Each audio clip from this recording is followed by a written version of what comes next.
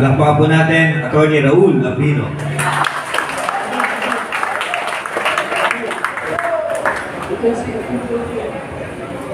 Well, sabi ni Secretary Pitt, I can say a few words. Rob, thank you for the most wonderful reaction to the most wonderful speech of Atty. Vic Rodriguez. And all those who have spoken with pieces, nakakakilabot at nakakapanindig balahibo. Tapos, meron akong narinig na komento doon kanina. Kung ang panawagan ay Marcos resign, paano kung hindi mag-resign? Anong gagawin natin? So,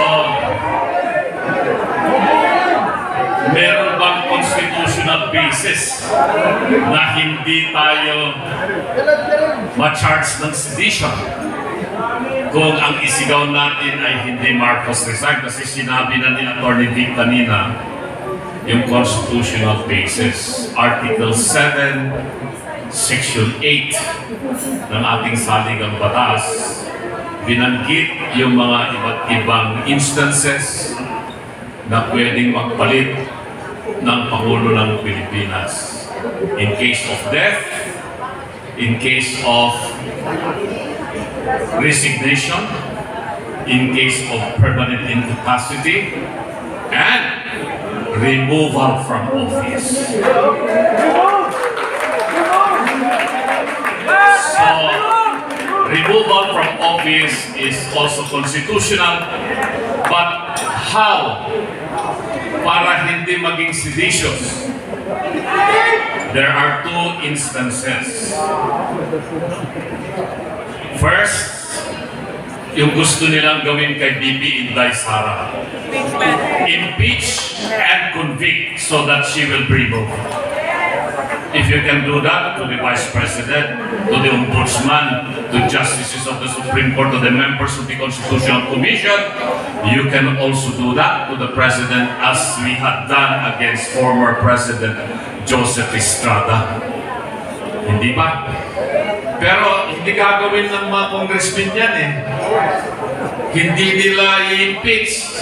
Hindi rin i-convict yan ng Senado. Kamali ng timing kasi si Ronald Cardema napaaga, no? Dapat sana naupo muna yung tatlong congressmen ng Duterte yung party list at ngayon sana pwedeng mag-file ng impeachment. So that's one. The other is under the provision of Article 7, Section 11. At binanggit ni Atty. Vic kanina yung Section 12, which is somehow corollary to the provision of Section 11. Ano ito? Ito yung una, if the President, if he is of sound mind, will declare that he is temporarily incapacitated, then he will write the Senate and the House of his incapacity. Pero gagawin ba niya yun? Well, perhaps he can, because Rob just said, we trust God. And if God's hands will play, he might write the Senate President and the Speaker of the House saying that he is incapacitated and the Vice President becomes acting President. Hindi ba, Congressman Mike? Then he can make bawi. Sabi niya, no, I am now capacitated. So he can take back. But there is also another instance. If majority of the members of the cabinet say that he is incapacitated, then the Vice President becomes the President. So, sabi ng mga kasama ko sa table kanina, pwede ba, Atty. Lambino, sigaw muna natin, Marcos resign, Marcos resign. Sabi ko, okay yun. Kasi 3 weeks ago, yung UPI, ayaw nilang magbanggit ng Marcos resign. Hindi ba? Nagkaroon ng konting hindi pagkakaunawaan dyan during the first day of the rally. Maisog and the Reforma ng Pilipinas We're in Liwasang Bonifacio, but you were already shouting, Marcos resign. And now, with the coalition of Save the Philippines, kasama na dyan ang Maisog, ang UPI, ang Reforma Pilipinas, PDP Laban, and all the other sectoral organizations, everyone agreed that the narrative now of this group is Marcos resign. So we are now on that stage and have agreed. That's why we are all gathered here. But if he doesn't resign, then we go to the next level. Ano yung isigaw natin? Ano yun? Sabi dyan, no? Nakalagay yun? BPM, you are fired.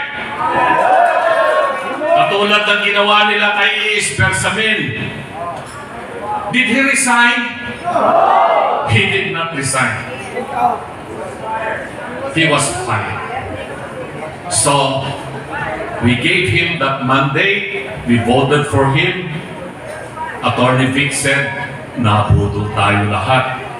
So we can now withdraw, and we are withdrawing that mandate. Then the cry would be, you are fired. And with that, tapos na yung paliwanag ko ng konti. So let's now raise our right hand and we recite together. Panunumpa sa watawat ng Pilipinas. Ako ay Pilipino. Buong katapatang nanunumpa sa watawat ng Pilipinas. At sa bansang kanyang sinasagisag na may tangan, katarungan at kalayaan na pinakikilos ng sambayan ng makadiyos, makatao, makakalikasan at makabansa. Mabuhay ang sambayan ng Pilipinas! Mabuhay ang mga Pilipino! Mabuhay tayo lahat! Buhay! Thank you, Attorney! Maraming salamat po sa napaka-inspiring words. Attorney Raul Ambino, meron na tayong suko. Meron pa tayong mga iilang dapat gawin bago magdating ang alas 6. Okay. Dito, pauna ko lang sa mga kasama nating mga vloggers at sa lahat mo naman nagtitake ng videos.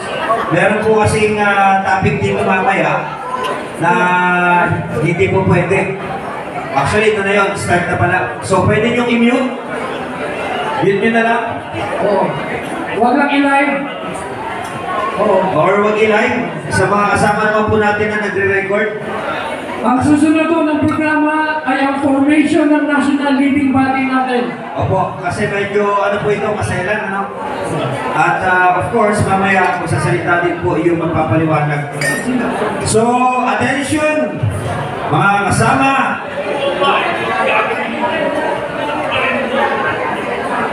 End live na lang, end live. Ha? Hindi, huwag nyo i-cut, end ko lang. Huwag nyo i-cut, end lang.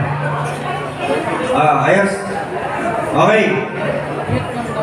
Okay na tayo, yung mga naka-live? Okay. Yung mga nag-record po.